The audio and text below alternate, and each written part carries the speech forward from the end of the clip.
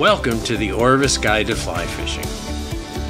In this show, we'll continue to explore where to find trout in streams. As you'll discover, there's much more to finding trout than just looking at rocks and currents.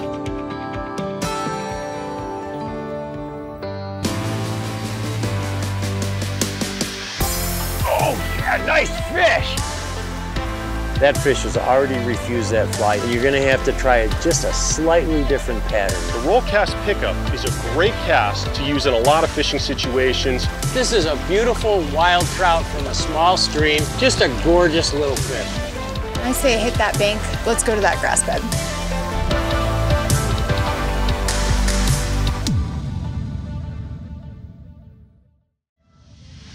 The Orvis Guide to Fly Fishing is supported by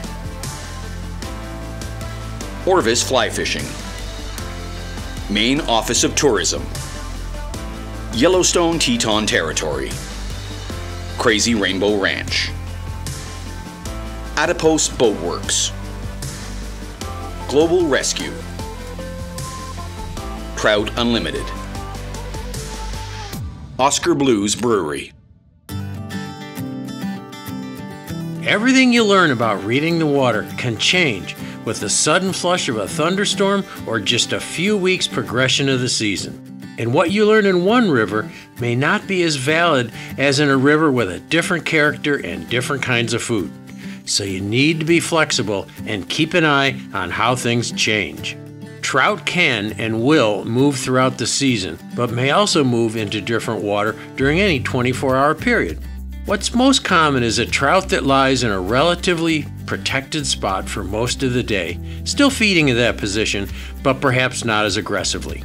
When a heavy hatch of insects gets going, especially in the evenings when the light gets low, trout move into slower, shallower water where it's easier to sip large number of insects in a short amount of time. The tail of a pool is a commonplace, but any slower, shallower water close to deep water or to other cover can be a prime spot. A good strategy is to fish the most likely spots near cover or deeper water when there's no insect hatch. But if you see an abundance of insects on the water, start looking at the slower, shallower water you might normally ignore. Trout also move throughout the season to match flow conditions and depth. Just because you catch trout in a spot in April doesn't mean it'll be a good spot in May or June, and where you catch them in June might be barren of fish in August. In winter and early spring, they prefer deeper, slower water because they aren't feeding much and need a place to stay away from heavy current. Look for trout in places where they have some access to current because they actually need a bit of current to hold their position. But when water temperatures are low, they don't need as much food and seldom move very far to feed. A good philosophy is to look for places where trout might loaf, in both large and small rivers and streams. Trout will move into these places called winter refuges, where they don't waste energy, are protected from predators, but can still nibble on drifting insects if the water warms up a few degrees. Log jams and deep pools are especially good spots, and although they're difficult to fish, trout will slide out in the open close to log jams when they decide to feed. Time of day is important in winter and early spring. Although trout might feed any time, the most logical time is the middle of the day. Just a few degrees of water temperature increase can put trout on the feed, and fishing can quickly heat up in the middle of the afternoon. They may even rise to small mayflies or midges at this time of year, although the most productive way to fish is with small nymphs. Spring runoff with both cold water temperatures and high flows can just make fly fishing difficult. Trout won't move into shallower water yet, and will stay glued to the bottom in these slower places. But you'll have trouble getting your fly down to their level, and because they won't move much for a fly, you have to get it right in their face. My only suggestion is to fish in places where you just know trout will be holding. And make sure that you get your fly close to the bottom and that it drifts at the same speed as the current. This is where methods like Euro nymphing really shine. As waters drop in the spring or after runoff, trout move from their winter holding areas into faster, shallower water.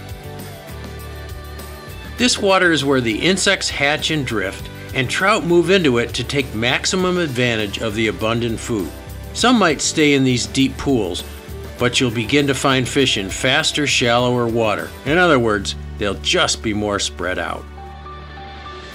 When midsummer low water rolls around, you'll find trout close to faster water, especially riffles, because current brings them food, and as water levels fall, current will be restricted only to discrete places. Riffles on the surface are almost as effective as rocks or logs at hiding trout from predators, especially from birds of prey like ospreys and eagles. You may also find them in deeper pools, but always look for that foam line, which is like a beacon that tells you where food is drifting. Trace the foam line down through a deep pool, and you'll be able to predict exactly where trout feed. It doesn't matter whether it's a mayfly that hatched in a riffle or a beetle that fell into the water. All the good food gets swept into that foam line. You know, sometimes you have to temper what you know about reading the water with the actual conditions and what you see on the water. For instance, we've been going through a lot of slow, flat pools today with beautiful looking water, deep banks, stuff that looks like it should hold fish, but it didn't, or at least we didn't catch any. We've caught all of our fish in the faster riffles, even though water temperature is perfectly fine for fish to be in those deeper pools. So based on what we found out today, this to me looks like a really good spot. It's in a riffle, it's in faster water, it's got a foam line going down it, so you know there's food drifting down there. Anything that hatches or falls in the river is going to get down that foam line. And it's got a little bit of a deep cut, just a little depression like a trench in there. And I know it's deeper for two reasons. One is that the water gets a little darker color, a little bit deeper color. And the other reason I know it's a little deeper is the rocks all of a sudden disappear. So I can see all the rocks on the bottom right here in front of me, and as I start to look down there, all the rocks get fuzzy and then they disappear. So I know there's a deep little trough in here, and because we found fish in fast water today, this looks like a really good spot. It's true that lower water temperatures in the fall make trout more active, especially in places where summer water temperatures may get too high for a healthy trout population, and the fish can be stressed to the point where we should stop fishing for them. In cooler fall water temperatures, trout will be in all kinds of water, from fast riffles to deep pools. But trout in the fall don't feed as much as they do in spring and summer. They don't hurry to pack on weight for the winter. Trout are not grizzly bears. Yes, they will feed, but not as actively as they did in spring and summer, so you need to lower your expectations. Brook and brown trout spawn in the fall, so you may find them in odd places as they move through a system to their spawning grounds. And sometimes they do odd things in the fall. So you know what?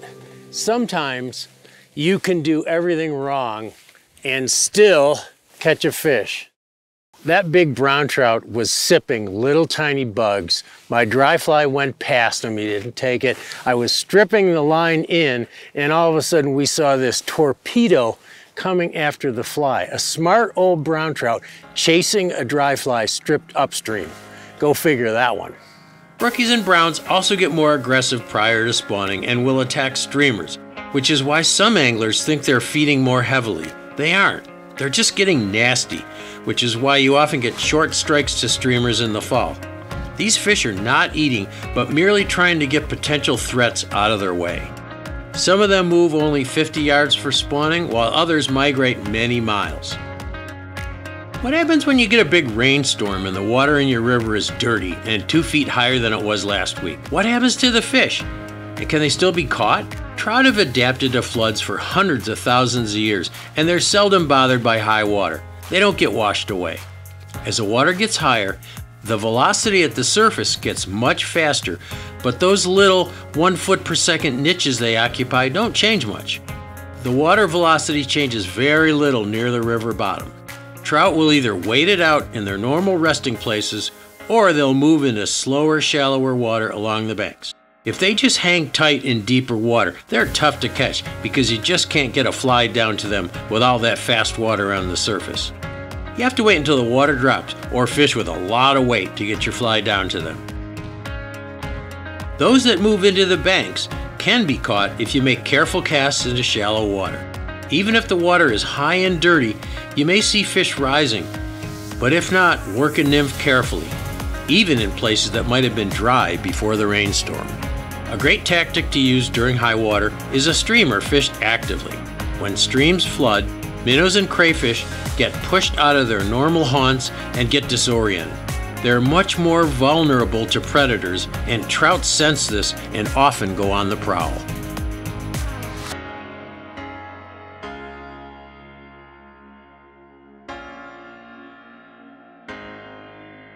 All these fish are relating to the outside of the bank current seam. Started having some nice success.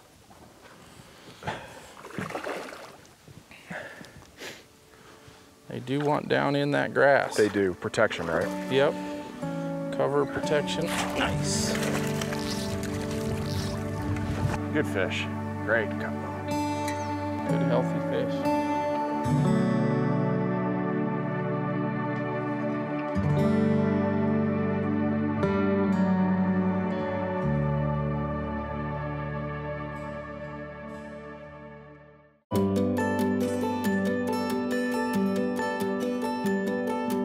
If you know what species of trout are in a river, should you adjust your stream reading variables? Are there any differences between where the various species of trout live in a river?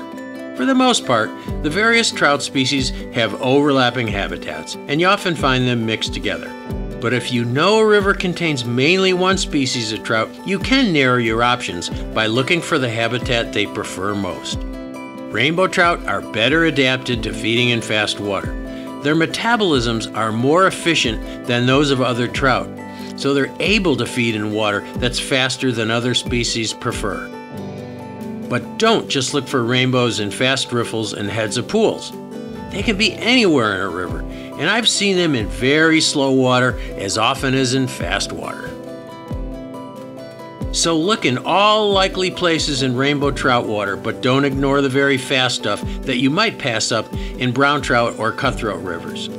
In my experience, where brooks, browns, and rainbows seem to require a physical break in the current in order to be comfortable in fast water, I've watched rainbows sip tiny midges in tumbling water that would seldom hold a brown or a brook trout. Rainbows seem to be able to surf the plumes of water in fast current, finding places where they can suspend and feed even when there's no cover nearby. Oh, there we go. Well, that was an irregular riser, but we were able to convince that fish to take a dry. Gotta love rainbow trout when they jump.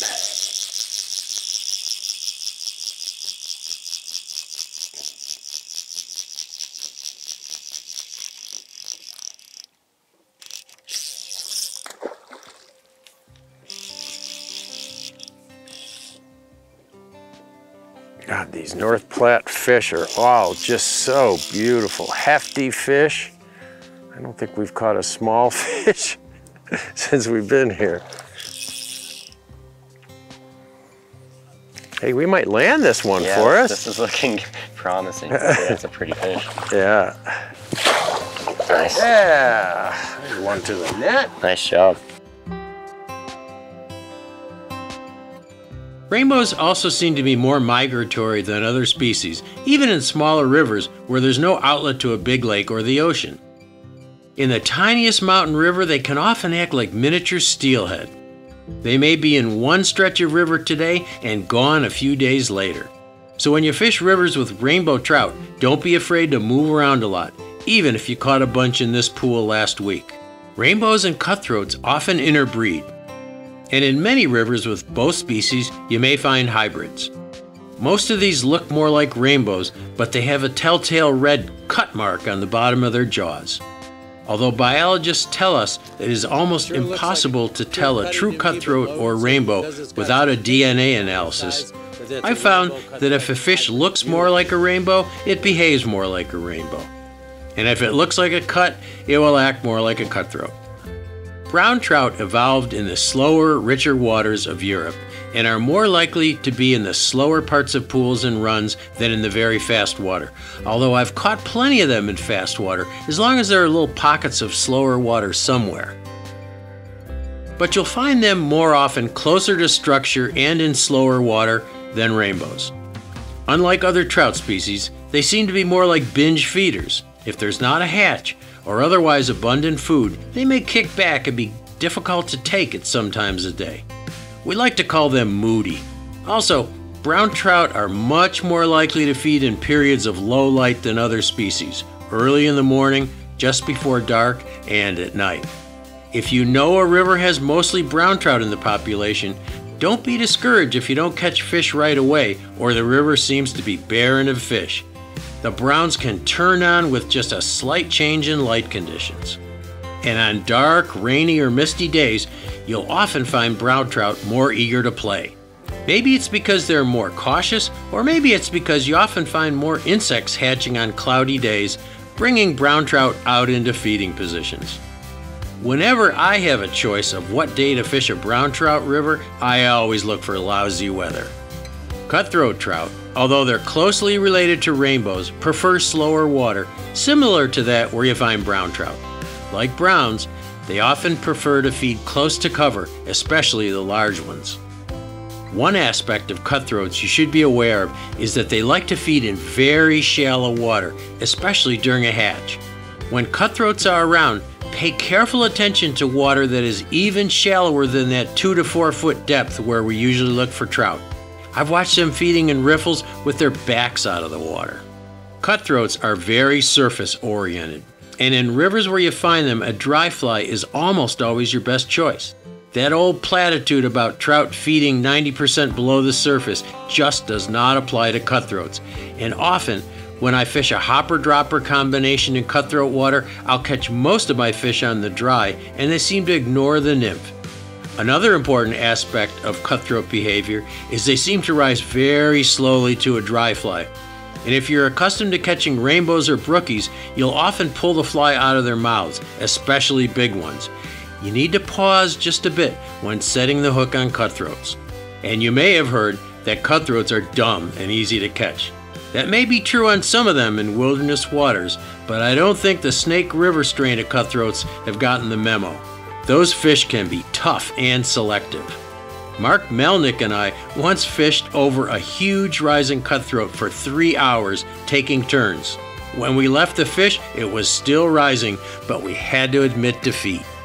I'm at the utmost of frustration right now, but it's a lot of fun because there's a giant cutty still feeding over there. I've whiffed on him 5 or 6 times, had 5 or 6 fly changes. One of us is going to give up soon, and it isn't going to be me. Brook trout prefer to be close to the main current but off to the edges of the faster water. Like browns, they prefer to be closer to cover. Brook trout evolved in the nutrient-poor environment of mountain rivers and the colder, less fertile waters of higher altitudes and latitudes. So they position themselves in places to take maximum advantage of drifting food. In northern rivers, where they coexist with pike and rivers, they also stay in the main current flows to keep away from the pike, which don't like fast current. And in these places, where brook trout grow large but have a short growing season, they take advantage of every piece of protein they can grab. They are every bit as voracious on mouse patterns as brown trout in these locations. We often call brook trout dumb because they seem to be easier to catch, but they're supremely adapted to cold, infertile waters where neither brown trout nor rainbow trout can survive because there's not enough food. Brook trout have just evolved to take advantage of every possible piece of food in the water. They eat first and ask questions later. Next, we'll talk about how you can locate trout and even predict what flies will work with just a quick glance at the water. Now's a good time to explain tailwaters, spring creeks, limestone streams, and freestone streams. These are non-scientific terms that anglers use to divide trout streams into various classes based on the source of a river and its geology. The terms are confusing to many people, but these classifications tell us a lot about trout habitat and where to find trout. Freestone streams are flowing waters fed mainly by snowmelt and seasonal rains, with minimal influence by underground springs. By nature, they're unstable, and water levels fluctuate greatly throughout the season. They also typically flow over impermeable rock like shale and sandstone, or crystalline rocks like granite. Dissolved solids will be low, and the pH in these streams is typically on the acidic side. Because of their unstable nature and the lack of dissolved nutrients from the impenetrable rocks, these streams typically have a sparse food supply.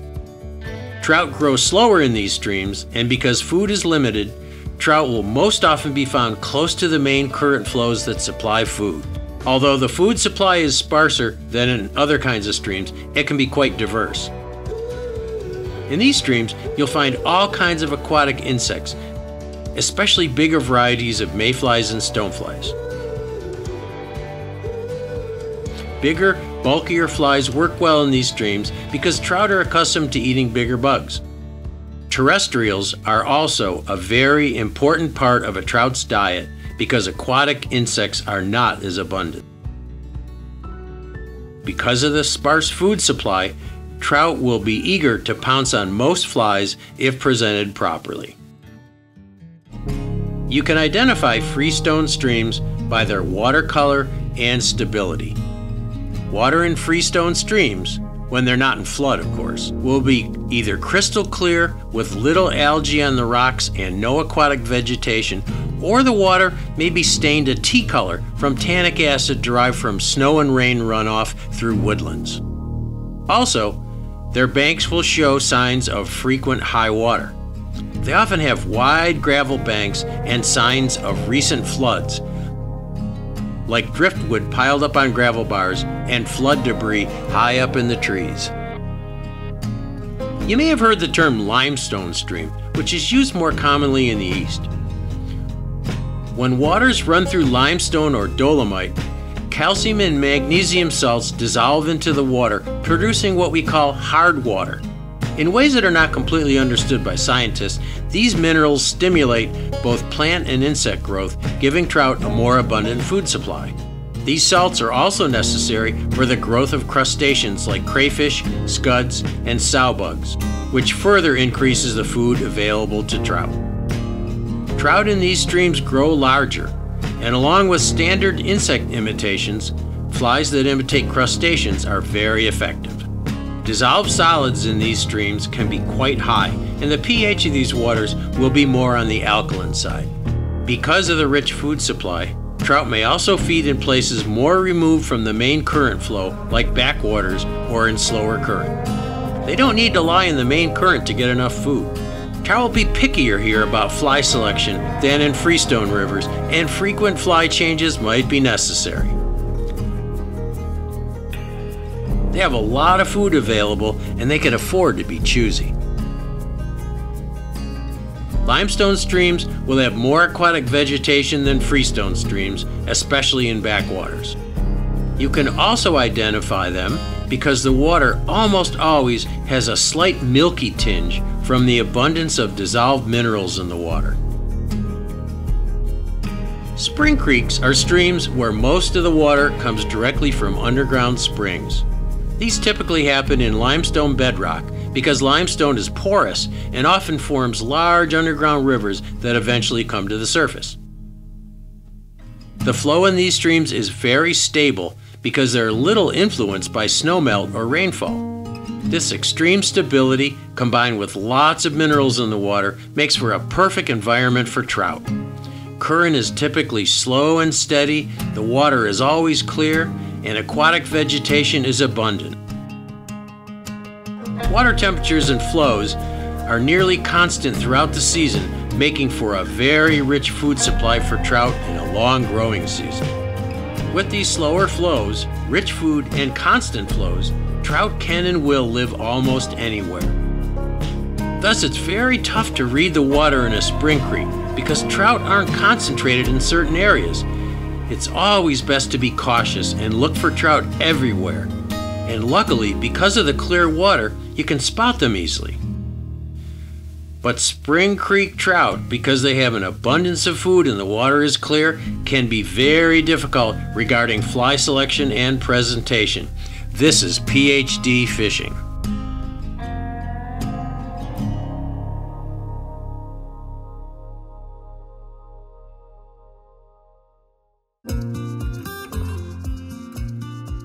Tailwaters are rivers formed by the outflow of a reservoir.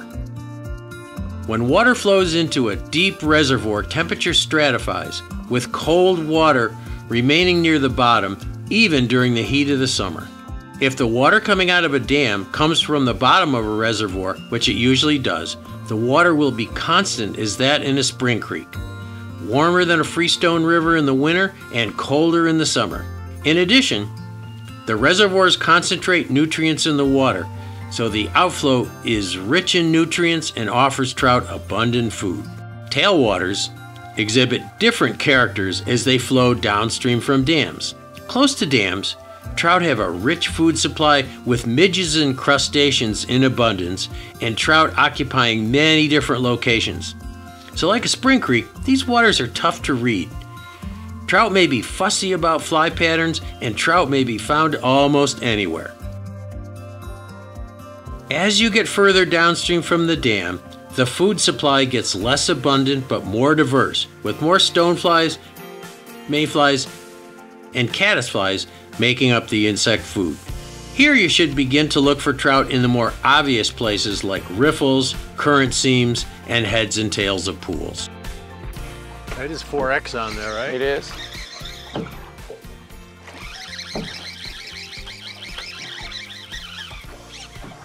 Wow. Yeah, they're hot.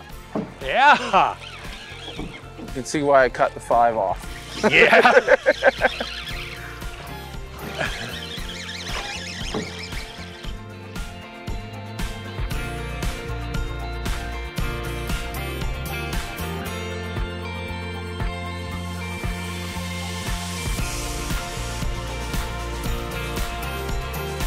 Not all streams fit neatly into these classifications. Some tailwaters exhibit more like a freestone character, and others are more productive than spring creeks. Some limestone streams look like freestone rivers, but still have a richer food supply. These are only basic guidelines on a huge continuum of trout stream types, and many rivers can exhibit the characteristics of all types. Don't take everything you've learned here as gospel. Every trout stream is a little bit different, and the places you find fish in your stream might be a little bit different than the places you've learned here. I've tried to give you just a few tips and tricks on where to look for trout. But when you put it all together and you read the water and you say, I think there's going to be a trout over there, and you put your fly in there and you catch a trout, it's one of the most satisfying parts of fly fishing.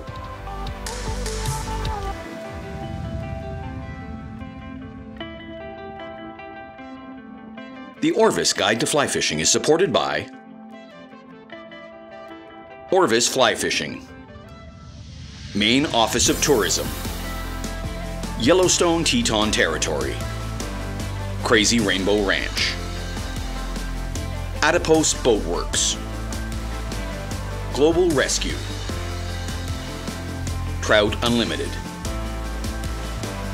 Oscar Blues Brewery.